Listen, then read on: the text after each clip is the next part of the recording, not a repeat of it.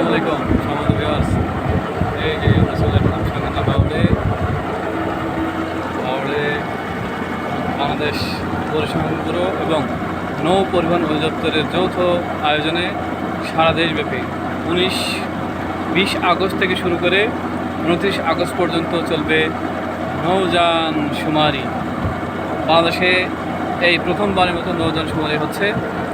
আমরা বাংলাদেশ পরিবহন ব্যুরোর সকল পর্যায়ের কর্মকর্তা কর্মচারী সকলেই এই শুমারির সাথে সংশ্লিষ্ট।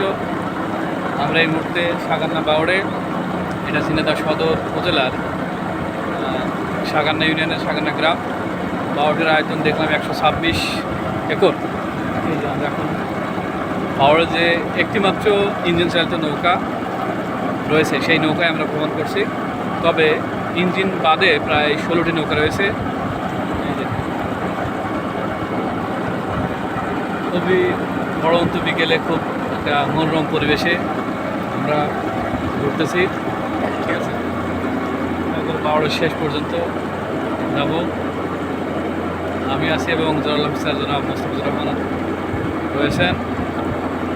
আগামীকালকে ঝিনাইদহ ভেন্যু থাকবে জোহান ড্রিম ভ্যালি পার্ক। ওইখানে আমাদের সম্মানিত জেডি মহোদয়, কুষ্টিয়া জেলার উপপরিচালক শাহ আলম স্যার, আমাদের ঝিনাইদহ উপপরিচালক স্যার, ইউসিসি মিরপুর উপজেলার পরিচালন কর্মকর্তা ইশরাক রহমান স্যার সহ আর অনেকে থাকবেন। আজ আমাদের কাজ পরিদর্শন করলেন আমাদের ঝিনাইদহ জেলার শৈলকুপা উপজেলার কৃতি সন্তান এসআইডির উপসচিব ফরিদ স্যার এসেছিলেন। তিনি অত্যন্ত ভালো মানুষ, আমাদের কাজ দেখে তিনি সন্তোষ প্রকাশ করছেন। আর আমরা এখন পড়ন্ত বিকালে সাগান্নাতে নৌযান শুমারির কার্যক্রম তথ্য সংগ্রহ শেষে আমরা এখন নৌকা ভ্রমণ করছি।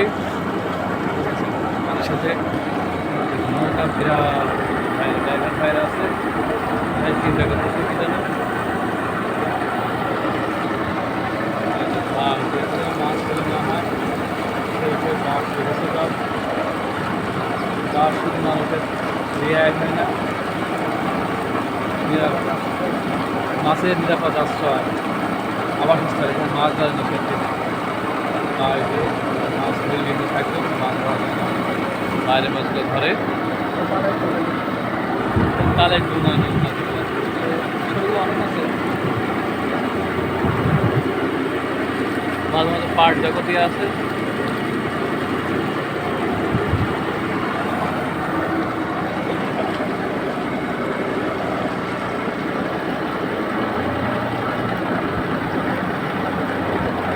যাই হোক, আজকের মতো এখানে বিদায়।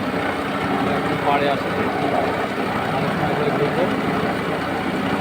আর ইমরান একাডেমি, এটা আপনারা সবাই ফলো করে দেবেন।